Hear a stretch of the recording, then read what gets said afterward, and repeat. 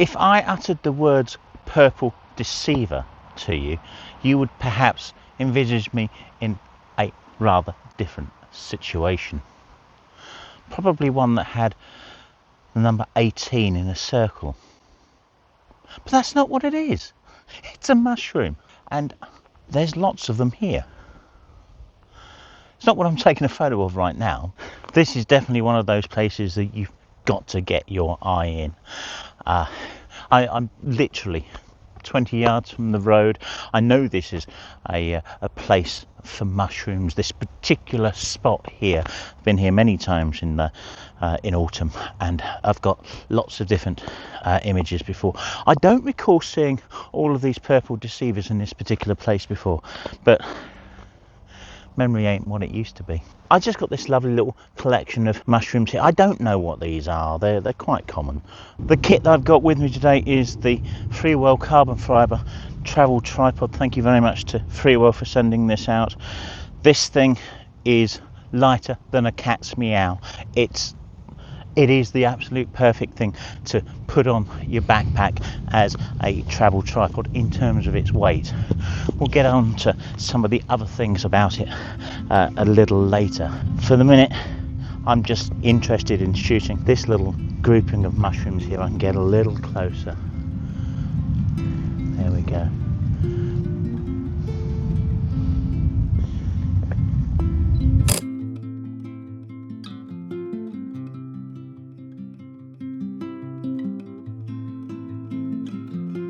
Here, there.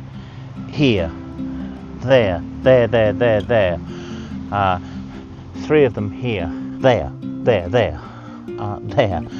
It's hard not to see them. Once you see them, you can't kind of unsee them, or rather, I suppose technically you could step on them. I'm sure I probably have. Sorry, little mushroom. I'm doing a focus stack here, and I'm trying to get a group of three of them completely in focus and throwing the background out rather. Might have worked, might not. This turned into quite a technically complicated image. It's actually a 50 image photo stack. Excellent denoising done in Photonab 8 and then the stack done in Photoshop. So I'm done with that location there. I haven't created many images from it. I could have done. There was just so many tiny mushrooms there, but I've got to be honest, one of the reasons I've kind of pulled away is that there were so many that I was actually afraid of damaging so many of them as well, because they're everywhere. You couldn't really avoid them. It's very rare that you see me walking around with a backpack with a damn great tripod on it like I have here. Now, of course, that's not the Freewell tripod back there. The Freewell tripod is in my hand here. You can't see it because I'm holding it and it's got the gimbal on it. And I'm beginning to wonder what kind of idiocy made me do this, because that is bloody heavy, whereas this weighs less than a litre of water. If you're interested in photography and doing photography perhaps a little differently, a sub to the channel would be great.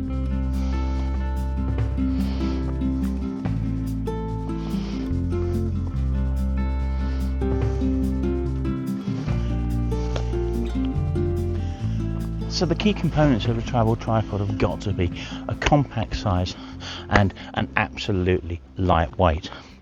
But it also needs to be versatile. And that's what this has. But I'll tell you something for nothing. When I got this out of the box, I thought I was unpacking a toy, because, well, it just doesn't look as though it's up to much. But looks really can be deceiving. The design of this thing is something else. Speed of deployment. I mean, you don't need this in a travel tripod, but it helps. Look, leg out. Want this extended? Done. All locked. Look.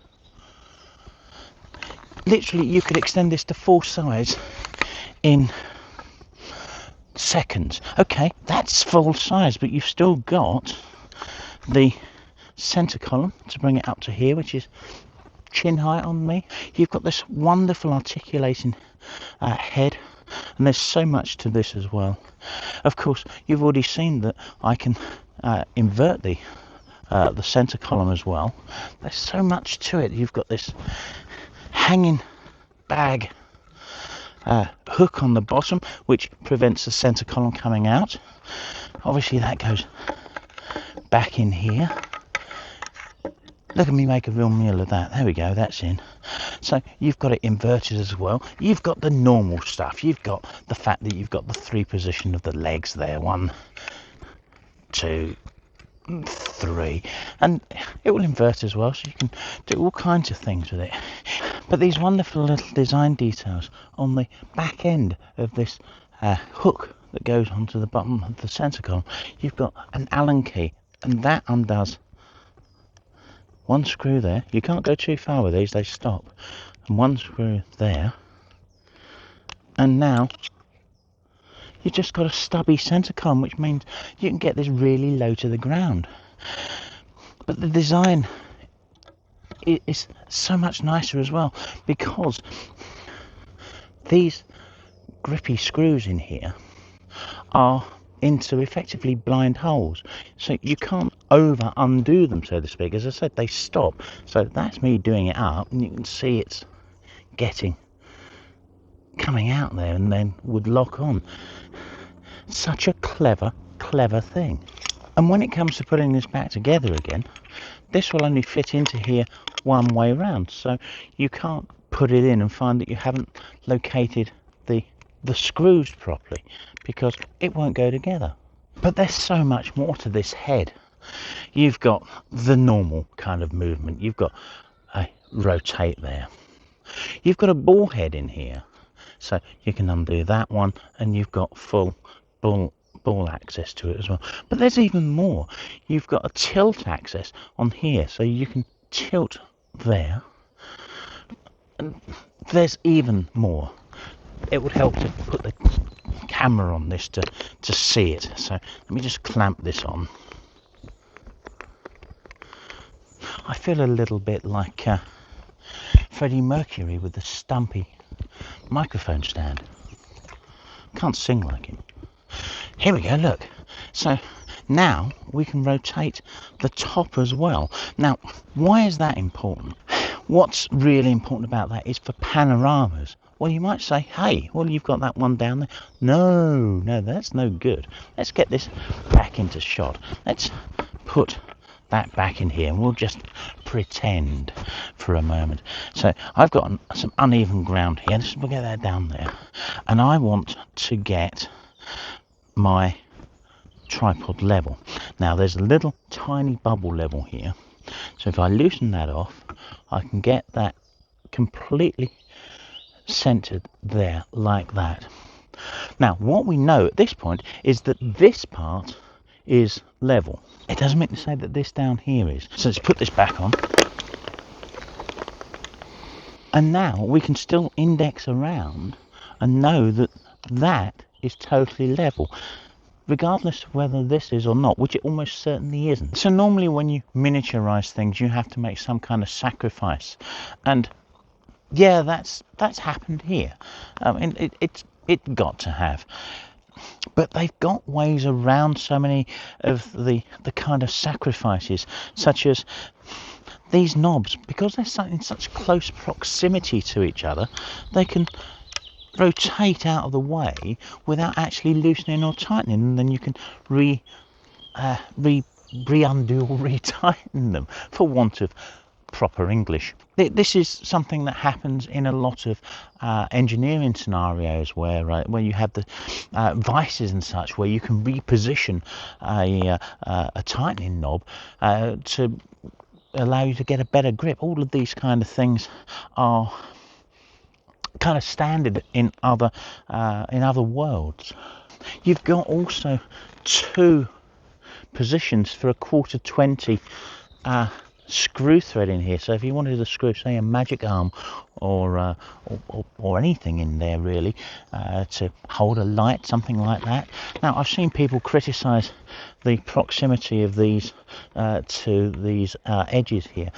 Yeah, it's close, but it doesn't mean to say you can't get things in. You just have to choose a selected screw that kind of works with it. I haven't brought one with me, but I have used this elsewhere, and I think it's really rather good. Is it perfect? Well, I probably wouldn't be asking the question if it was, but it's close. There are things about it that I don't quite like. Out of necessity, I suppose, for compactness, yeah, these things are completely internal locking, and they're great. Don't get me wrong; they are very, very fast. They're quite positive, but I find that it's either user error or these just come loose, because sometimes I put it down and it sinks. There's another thing that I'm not too keen on about it. Now, you might think this is being really picky, but when you consider the amount of thought and design that's gone into some of the features on this, I find this particular small gripe a little bit wanting. You see, as whereas we can change the orientation of many of these locking lugs, the one thing that gets in the way is this little handle. It means I can't do a vertical shot down to the ground because it's on the ground long before the camera gets anywhere near it. It's really a minor thing, but yeah, if it's important to you, you need to know that. So not being able to get a vertical shot of these little mushrooms down here, I've changed my composition and got this. Now obviously if you've got an L bracket or something, then you can overcome a lot of this positioning problem. Turning to this image, I've put this into a square crop purely because I was a little concerned at the way that the mushroom wasn't quite centered with the bendiness of the stem. If you're interested, it's a 15 image focus stack that was pre-processed for colour and such in Photolab 8 and then stacked in Photoshop. You can see from the camera's position how close I am to this, and indeed how close the mushroom is to the other mushrooms around. It was important to get some space between it and the one that's kind of immediately behind it, just so we get some separation. There's one other gripe that has really kind of got to me as well. It's because this is a really good quality product, yet not everything in it is possibly as good a quality as everything else. Rust. I haven't had it that long, and there's a washer that clearly isn't stainless steel, and it's beginning to rust a little bit. I've used it around the beach and salt water and such. I mean, I live by the coast, so yeah, there's salty air all over the place, and it's going to make no difference to the operation of this thing for years and years. And it's so easy to change out for a stainless one if you so desired. Back at my desk, I thought I'd take a closer look at this, and it's actually a thrust bearing, not a washer. It's clearly designed to make movement easier and smoother, and it's the only part of the tripod that is corroded in this way. It's barely worth mentioning, but Freewell, you've let yourselves down with that. Like I said, I'm being really gripey about it. I think this is a great tripod. It's so light. I mean, when the camera is on it, literally it more than doubles in weight. I don't know that it's attached to my backpack. It's so light, it's so small that yeah, you can carry it anywhere and really not be any worse off for it. If you're travelling on an aircraft, it will go into your hand luggage and make less than a kilo's difference to the weight. And of course, as a content creator, having two tripods with me is the norm. Often you only see one, but I've almost always got two with me. And of course, it's not as flexible as my Giottos that you see standing up over the back there.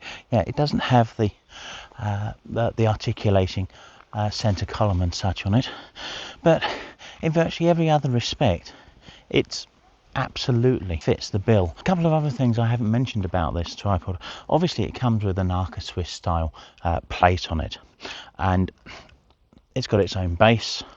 And what's really nice about this base is it has little lugs that fold out here, and of course it becomes the ubiquitous phone holder, which is really nice. And you can see at the bottom here just a couple of little lugs, again Arca Swiss grooves in it. It's nicely thought out.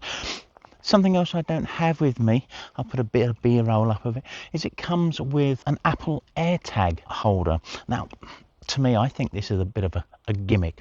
I know that there's a real value to Apple AirTags in keeping items kind of safe and tracking them. Yeah, it helps people recover things that have been perhaps stolen. But the value of an AirTag on a piece of equipment is surely in hiding the wretched thing. And this thing just kind of sits on a leg. It does have another purpose. It does hold an Allen key, which you can use to tighten the legs and such up. So I've not put the AirTag holder on the tripod because, one, I don't have any AirTags, and two, actually it makes it less portable. It's something that sticks out and creates something to catch straps and such on. So bear that in mind. It's there if you need it, it's there if you want it. I just don't see a point to it. If you're at all interested in this tripod, and it is very good. I'm not just saying that because there's an affiliate link below. One of the things that you'll realise with the gear that I feature on the channel is that I actually do use it. If you see me constantly using it, it's because it's worth having. And there's no better testament than that, really, is there?